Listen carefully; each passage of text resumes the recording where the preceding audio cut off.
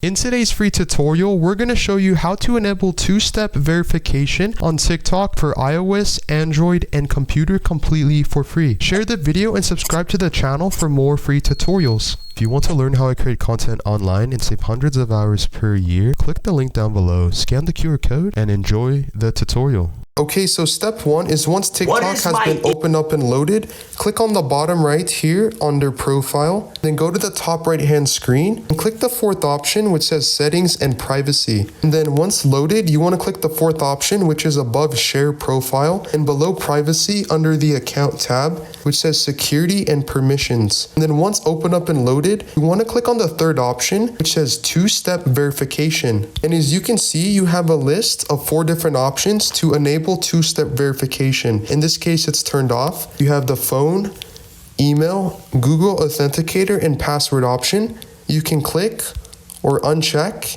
and then you can click turn on the bottom hand screen on TikTok. As you can see, you're going to have to verify the two-step verification or your phone number. In this case, you have to have 2 options for the two-step verification to work on TikTok. And then again, click turn on.